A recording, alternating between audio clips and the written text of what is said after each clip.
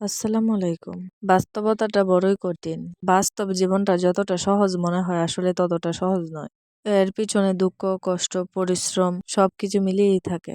একজন মানুষের জীবনে নানান কিছু হ্যাসেল পোহাতে হয়। যেটা কল্পনা করা যায় না সেটাও করতে হয়, আর যেটা ভাবা হয় সেটাও করতে হয়। জীবনটা একটা চলতি বাহনের মতো। জীবনের লক্ষ্যে পৌঁছাতে গিয়ে অনেক দৌড়াতে হয়, পরিশ্রম করতে হয়। তবেই আসে একজন মানুষের সফলতা। যদি মানুষ অল্প সহজে কোনো কিছু পেয়ে যেত তাহলে এত কষ্ট পরিশ্রম করতে হতো না। মানুষ আরাম আয়েসেই জীবনযাপন করতে পারত, কোনো পরিশ্রম ছাড়াই সফলতা আসতো।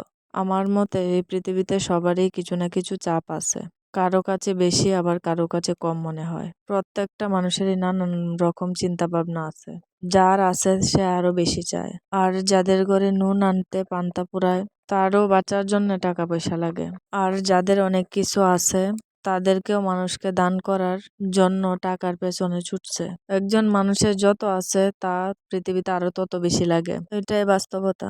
কারো মাথার উপর থাক আর চাঁদ নেই, তার সেই চিন্তা। মানুষ যতদিন এই পৃথিবীতে বেঁচে থাকবে তার ততদিনই চিন্তা, টেনশন থাকবে। মানুষ ইচ্ছে করলেই ঝামেলা মুক্ত হইতে পারে না। আল্লাহ তাআলা যখন একজন মানুষের উপর রহমত নাজিল করেন তখন তার সব দিক থেকে ঝামেলা মুক্ত হয়।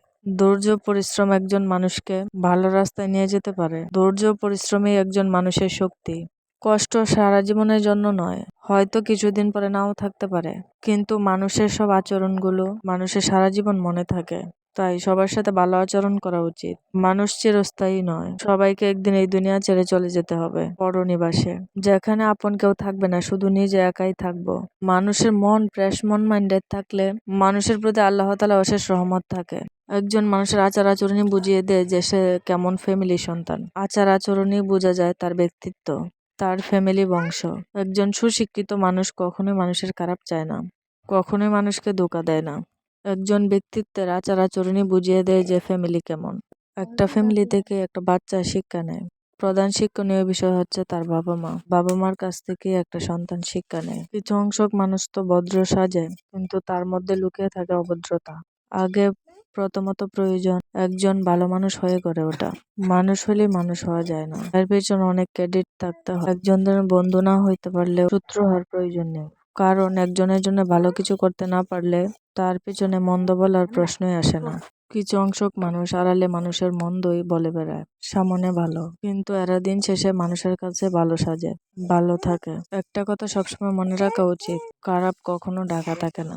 একদিন না একদিন সব ঠিক হবে, কিন্তু কথাগুলো সারা জীবনের জন্য রয়ে যাবে। মানুষের দেওয়া আঘাতগুলো সারা জীবন জীবিত রবে। ইনশাআল্লাহ একদিন সব ঠিক হয়ে যাবে আল্লাহ তাআলার অশেষ রহমতে।